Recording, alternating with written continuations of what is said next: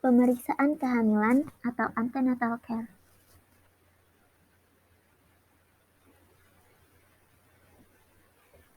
Pemeriksaan antenatal care adalah pemeriksaan kehamilan yang bertujuan untuk meningkatkan kesehatan fisik dan mental pada ibu hamil secara optimal hingga mampu menghadapi masa persalinan, nifas, menghadapi persiapan pemberian ASI secara eksklusif, serta kembalinya kesehatan alat reproduksi dengan wajar. Menurut Peraturan Menteri Kesehatan RI Nomor 97 Tahun 2014, antenatal care minimal dilakukan selama 4 kali dalam masa kehamilan, yaitu pada trimester pertama yang dilakukan 1 kali, pada trimester kedua yang dilakukan 1 kali, dan pada trimester ketiga yang dilakukan 2 kali. Tujuan antenatal care yaitu untuk memantau kemajuan proses kehamilan demi memastikan kesehatan pada ibu serta tumbuh kembang janin yang ada di dalamnya. Mengetahui adanya komplikasi kehamilan yang mungkin saja terjadi saat kehamilan sejak dini, termasuk adanya riwayat penyakit. Meningkatkan serta mempertahankan kesehatan ibu dan bayi, mempersiapkan proses persalinan sehingga dapat melahirkan bayi dengan selamat, serta meminimalkan trauma yang dimungkinkan terjadi pada masa persalinan. Teknik prosedur pelayanan yaitu timbang berat badan. Timbang berat badan bertujuan untuk memperkirakan pertumbuhan janin.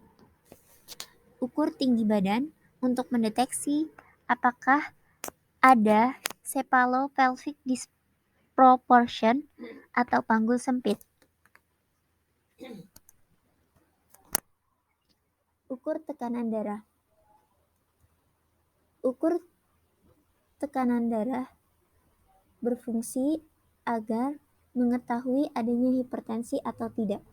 Karena jika ibu hamil terkena hipertensi, maka akan ditandai sebagai tanda-tanda preeklamsi. Nilai status gizi, ukur lingkar lengan atau lila.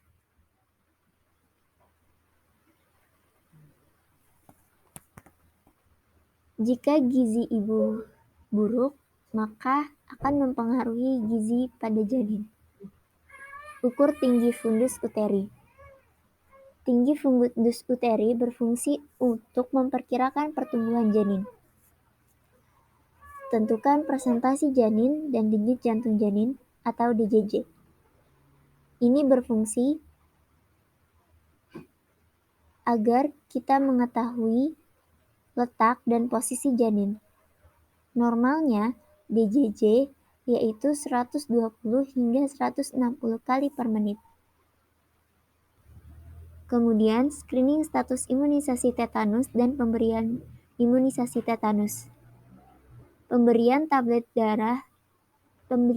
tambah darah atau pemberian tablet FA pada ibu hamil agar menghindari resiko anemia pada ibu hamil yang berakibat pada perdarahan.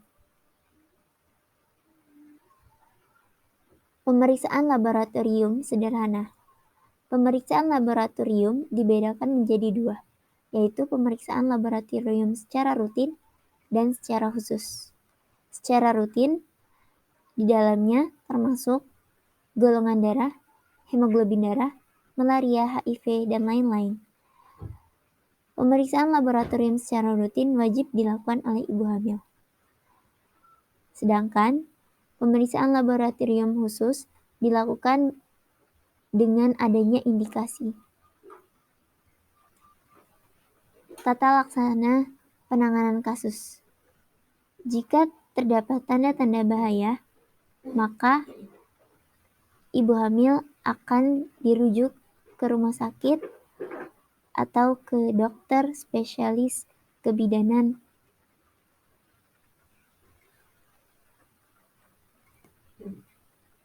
Lalu, temu wicara atau konseling. Temu wicara atau konseling Pada dasarnya, untuk mengetahui kesehatan ibu, ASI eksklusif, asupan gizi seimbang, KB pasca persalinan, perilaku hidup bersih dan sehat, keluarga dan suami mendampingi ibu, tanda bahaya kehamilan, persalinan nifas. Tahapan pemeriksaan. Petugas kesehatan menerima kunjungan ibu hamil di ruang pemeriksaan. Setelah itu, petugas kesehatan melakukan anamnesa, yaitu menanyakan identitas, menanyakan riwayat kehamilan yang sekarang dan yang lalu, menanyakan riwayat menstruasi, menanyakan riwayat persalinan yang lalu dan pemakaian alat kontrasepsi, menanyakan riwayat penyakit yang diderita dan riwayat penyakit keluarga, menanyakan keluhan pasien, menanyakan status imunisasi tetanus tokside atau TT.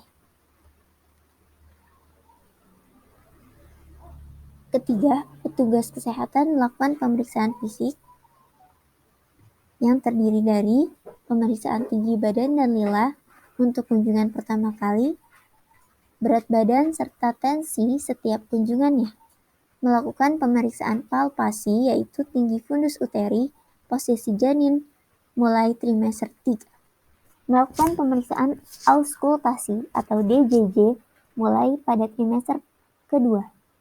Memeriksa tes lab sederhana meliputi golongan darah, glukoprotein urin berdasarkan indikasi, HBsAg, sifilis, HIV, malaria, dan penyakit TB untuk ibu hamil pada kunjungan pertama kali. Memeriksa kadar hemoglobin pada kunjungan pertama dan trimester ketiga menjelang persalinan. Memeriksa apakah ada edema pada ekstremitas atas dan bawah. Tahapan pemeriksaan. Yang keempat, petugas memberitahu tentang hasil pemeriksaan yang telah dilakukan. Selanjutnya, petugas kesehatan memberikan penyuluhan tentang kesehatan dan risiko tinggi pada ibu hamil. Lalu, petugas kesehatan akan mencatat hasil pemeriksaan pada status ibu di buku kesehatan ibu dan anak dan kohort ibu hamil. Ketujuh, petugas menuliskan resep, yaitu kalsium laktat, zat besi, vitamin, dan asam folat. Yang kedelapan, melakukan konseling yang meliputi intervensi nutrisi selama kehamilan, penilaian kondisi ibu dan janin, pencegahan penyakit dalam kehamilan, intervensi pada masalah psikologis umum, intervensi sistem kesehatan, untuk meningkatkan pemanfaatan dan kualitas dari antenatal care. Kesembilan, petugas kesehatan mendeteksi risiko tinggi kehamilan bila ada dan merujuknya ke dokter spesialis kandungan dan kebidanan. Ke-10 atau yang terakhir, catat status pasien di dalam rekam medik.